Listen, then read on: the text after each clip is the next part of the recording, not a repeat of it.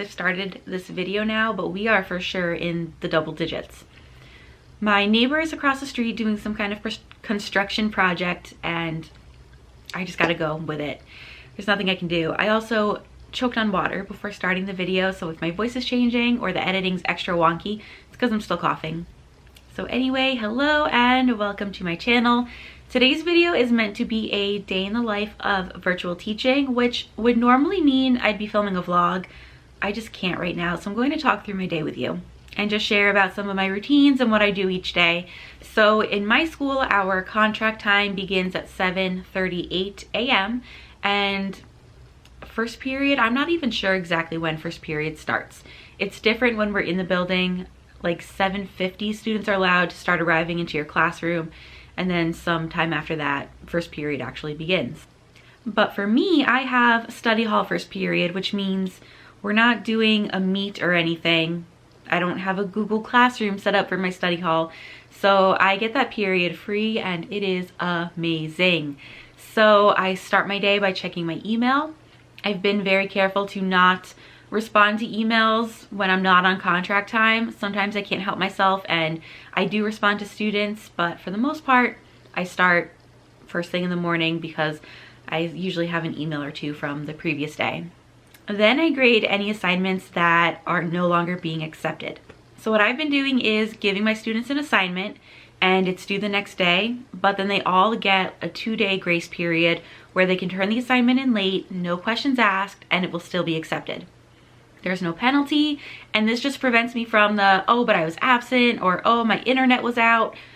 Whatever could possibly happen in those 2 days, they should be able to still get it done. And if not, they're instructed to email me before the time runs out to let me know that they're going to need more time. And you know, that part's on a case-by-case basis, but everyone's getting these extra 2 days to turn stuff in, which means if I assign something on Monday, it's due Tuesday, but I will still take it until Friday morning.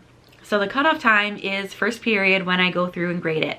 So for my 3 different classes, I'll open up whatever assignment it is that is due, like totally completely due for the last time that day, and I'll go through and grade it and return it in Google Classroom. Most of my assignments are Google Forms, so at that point I click the little switch to say that I'm no longer accepting submissions, and then I type in a message like the last day to turn this in was, and I put in the date of the previous day, just so students are aware. And also just to keep them from going in doing work that's not going to be graded anyway. So once they get past that like final due date, I don't take it. So once I get through all of that grading, I will go into Google Classroom and look at the assignment that would be due for the final time that day, like today's the last day to do this assignment, and I send out an email to all of those students that are missing it. So I have a template in Google email, Gmail, wow. So I have a template saved in Gmail that I click on, and all I do is type in the name of the assignment, type in the name of the students that are getting the email. I use the blind carbon copy so I can send out like 1 email for each course and students get the email, and at least I have myself covered in that way that, you know, you knew that it was coming, you knew that it was the last day, and if they didn't do it, they didn't do it. That's on them at that point. So I'm done with that roughly 8:20, and then I'll go to my to-do list. I use, actually, let me see if I can pull it up real quick. Oh, it's right here. So I use this page in my teacher planner where I have a brain dump, and on the brain dump I list anything that I need to get done for the next week, like as far as filming videos, creating assignments, what have you.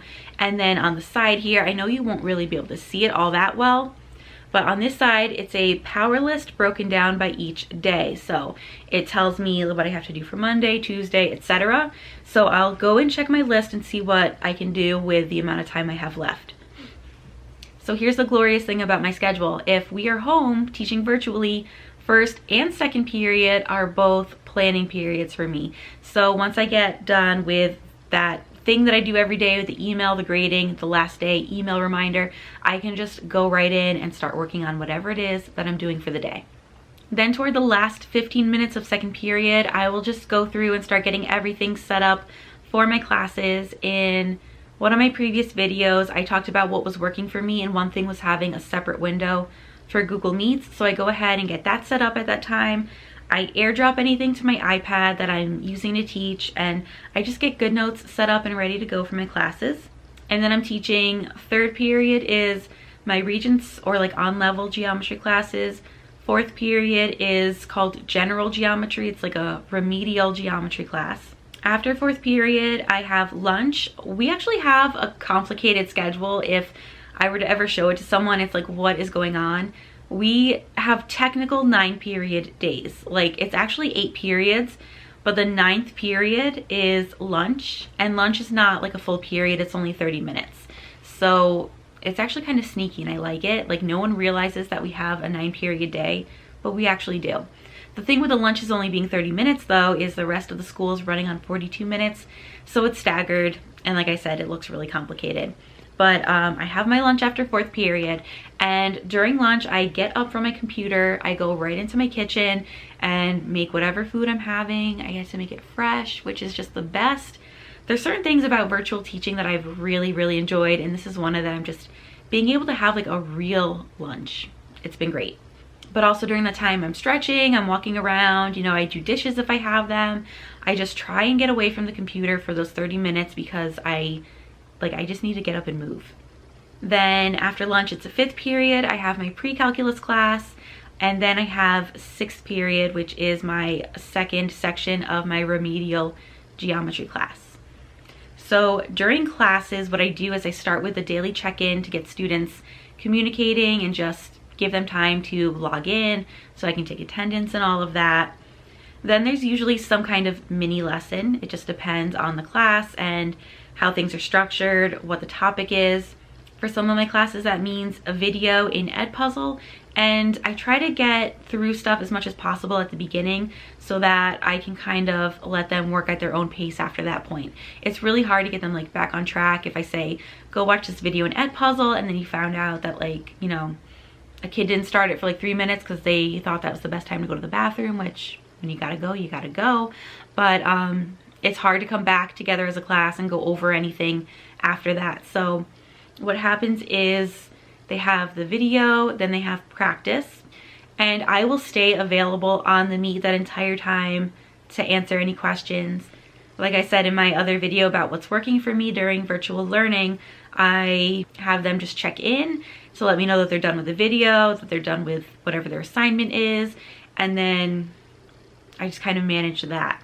So while they're working, I start grading. So if they're doing something like in Google Slides, they can turn it in and I can grade it for them and turn it back to them right away in case there's something that they could fix or just what have you. So I like to just stay in touch with whatever it is that they're doing. If it's a Google form, I have the responses tab open so I can watch the responses come in, see which questions they're getting wrong. And if I do see that they're getting questions wrong frequently, I will, you know, in the Meet, like unmute myself and say, hey, let's talk about this one question in case you're stuck on it. So I do stuff that way. So after 6th period, I have 7th period, which is planning time. I know this is like something I always get asked about is like, how do we have 2 planning periods? It's just the way our contract is. My understanding, not from the district where I work, but from districts that I worked in previously, when I went away to college, a lot of stuff changed, and one thing that changed was literacy classes were added in New York State, and they were required. In order to accommodate that extra class, the schools that I went to school in, they went from having 8 periods to 9. When it was 8 periods, a teacher's day was 5 periods of teaching, 1 period of lunch, 1 period to plan, and then 1 period for a duty. When they added in that 9th period, the contract didn't change, so that extra period just became an additional planning period. The literacy classes are no longer a thing, at least as far as I know, in any of the schools that I was working in.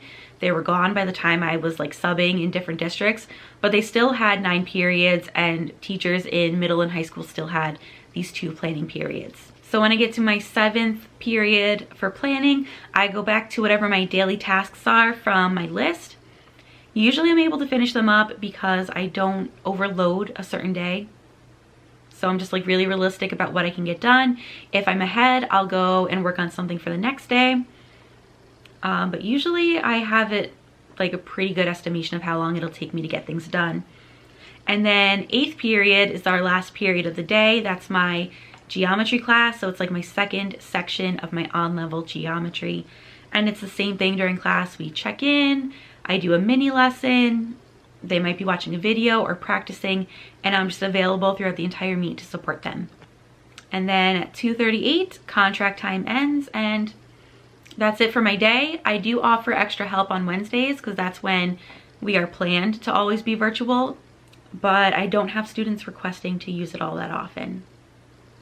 So my district, like I said, I don't know because I have filmed this so many times. We've been bouncing back and forth between being hybrid and virtual. It's like we're hybrid until someone is sick. Then we're back to virtual again, except for Wednesdays. Wednesdays are always virtual, so our school can do like a deep clean of the building. And so that is everything for this video. Finally made it through.